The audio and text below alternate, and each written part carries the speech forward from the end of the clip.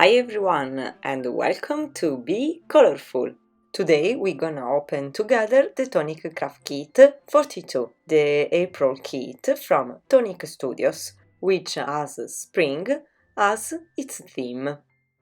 In fact, with this kit you can create floral wreaths and borders, with the dye included. The color palette also recalls the springtime, with shades of yellow, coral pink and fuchsia. And a touch of gold. As always, we find the set of dies and stamps, which are exclusive, so they cannot be bought separately.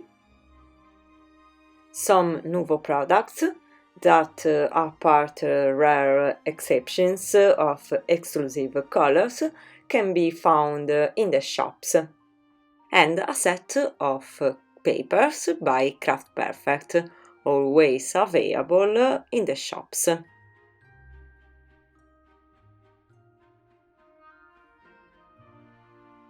Okay, now let's take a look at the papers, carefully selected to match the theme and color palette of the kit.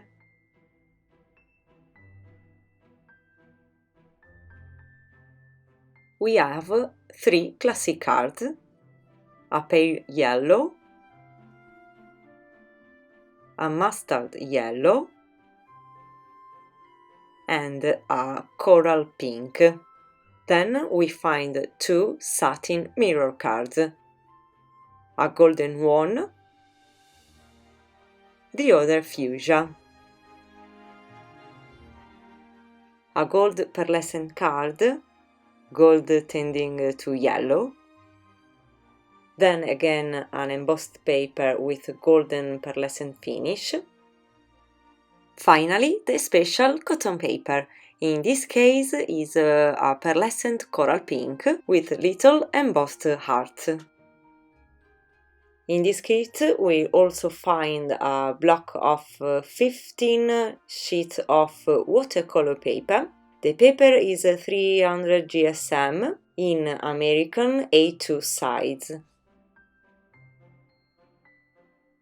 As for Nuvo product, we find a pink embellishment mousse in a mini size, 2 bottles of sequins chosen at random from the Fall Golden Ear pack. I found the gold sequins and the silver one. Next, we have a bottle of Nuvo Crystal Drop, is a dark pink gloss effect, one of the 3 Aqua Flow pens from the Dreaming Color set. I got the peachy one. Finally, this month we find a adhesive tape runner, a bit strange because it has a texture formed by small diamond, and a small useful tool to pick up small embellishments such as gems, beads, sequins, confetti. I already have this kind of pencil with which I'm very happy. So anyway, I'm going to test the new tool. Let's see if it works. I take some sequins and let's see if it pick up them. Oh yeah, grab it. I think the tip is too soft, and it gives me the feeling of not catching the sequence with precision. I don't know. Honestly, I'm not sure. I will try it again with the card. Now let's move on to the dies. As I already said, they allow us to create a floral wreath. I'm going to attach the sticker on my IKEA chest of drawers. And let's see specifically the dies of Kit 42. we have two intricate dies that cut out the floral wreaths, both with two coordinated dies, one that cut out the edges, the other cut out a base.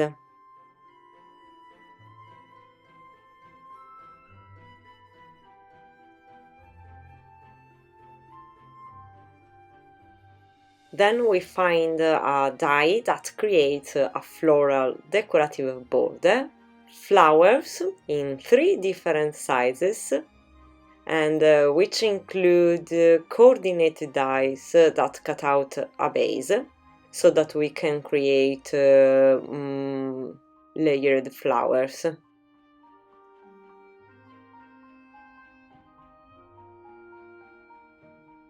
Next, we have a die that creates a lot of butterflies, a die that cut out the word spring with a coordinated die to create the base. Finally, we find a die to create a banner, both as a decorative element and to contain the sentiment.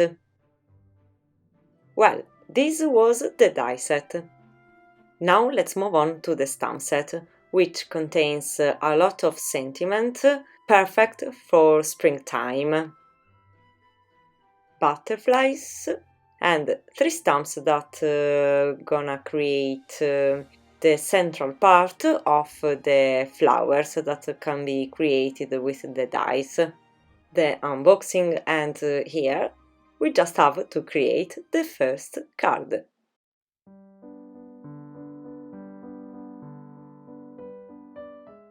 For this card, I'd like to propose you a Gatefold card using the die of the kit that creates a decorative border.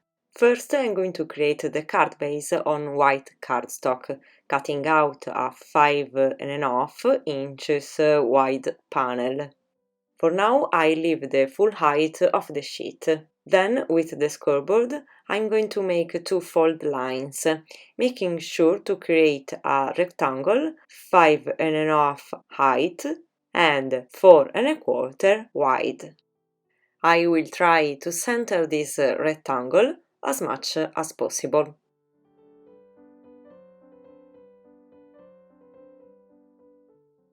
In the 2 flaps that I have obtained, there must be enough space to accommodate the die.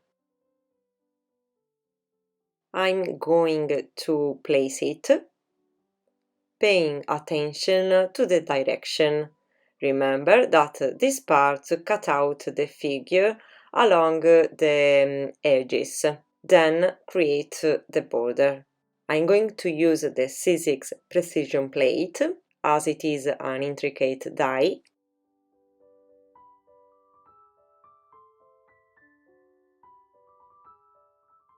Do you see? The Gatefold card flap now has a beautiful floral border. With scissors, I'm going to finish separating the excess part. Then, in the same way, I'm going to decorate the other flap.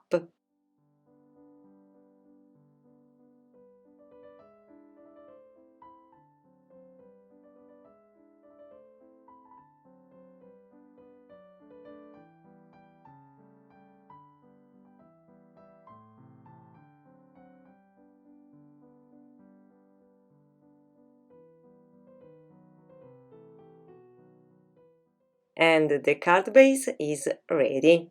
Usually, a Gatefold card can have a closure system, such as a ribbon or a paper band. In this case, I'm going for the band, using the pale yellow card from the kit. So I'm going to cut out a strip of paper, long enough to wrap the card, then fold it at both ends.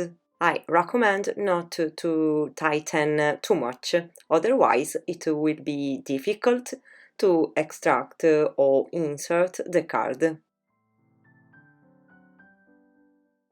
Finally, I'm going to glue the two ends, one above the other, forming the band. The paper band can be embellished or left like that. In my case, I'm going to add a decoration because the card base will remain quite simple. On the center, I'm going to glue a flower created with the dies from the large flower included in the kit.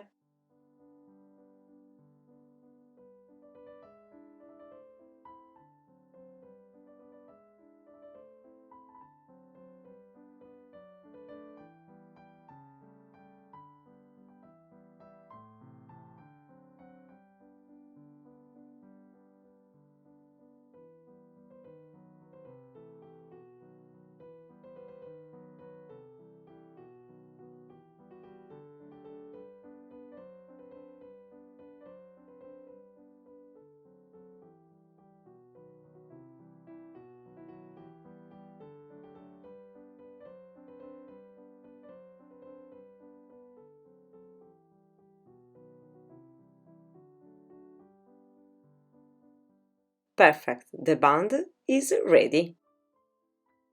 Finally, I'm going to decorate the card by gluing a few butterflies here and there in the flaps.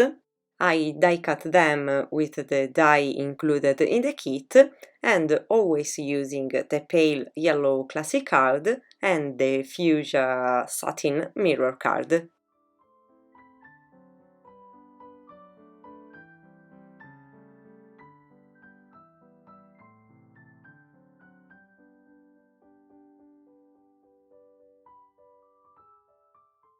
And I also create the center of the flower with the Nuvo crystal drops included in the kit.